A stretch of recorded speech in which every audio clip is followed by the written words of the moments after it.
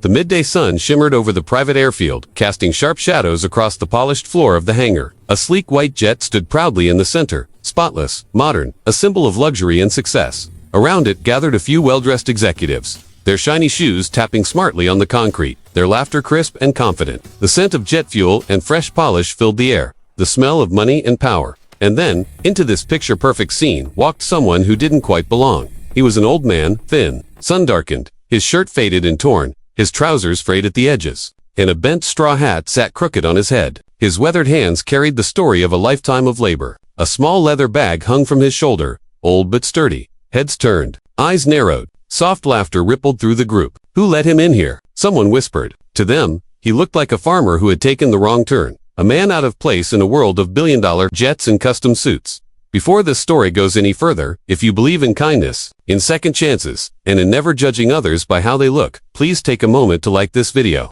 share it with others, and subscribe to Pure Hub Kindness. Your support helps us spread more stories that warm the heart and awaken the soul. The man's name was Raghav Sharma. For 70 long years, he had worked the earth with his bare hands. Through scorching summers and endless monsoons, he tilled the soil, harvested crops, and lived a simple life far from luxury. While others dressed in fine clothes, Raghav wore what he had: patched shirts, worn sandals, and the same old straw hat he'd owned for decades. To outsiders, he was just a poor old farmer, but hidden beneath that dusty exterior was a truth few could imagine.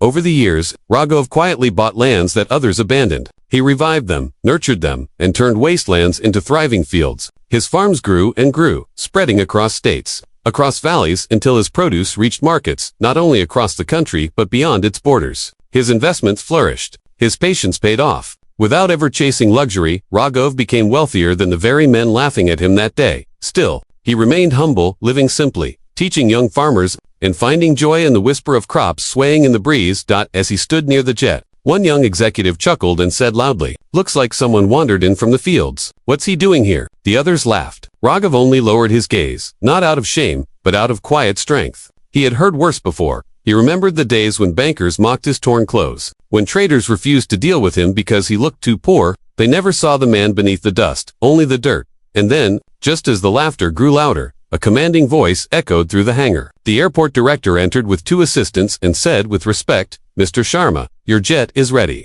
The pilots are waiting. Shall I arrange some refreshments before you board?" The laughter stopped instantly. Faces turned pale. The air froze. The man they had mocked was the owner of the very jet they stood beside. The ambitious manager, who had just insulted him, couldn't meet his eyes. The other staff stood silent, their pride dissolving into shame.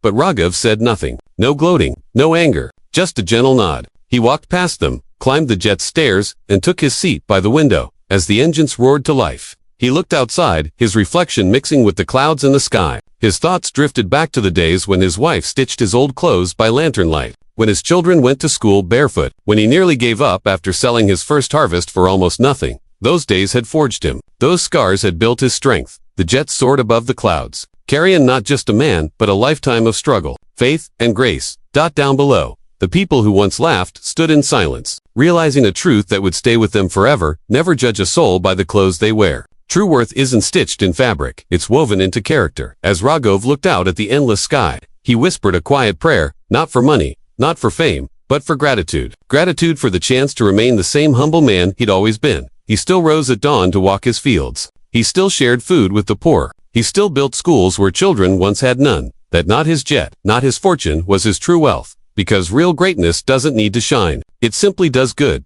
This is Pure Hub Kindness, where we remind the world that humility, compassion, and love are worth more than all the gold in the world. If this story touched your heart, don't forget to like, comment, and share it. Together, let's spread kindness, one story at a time.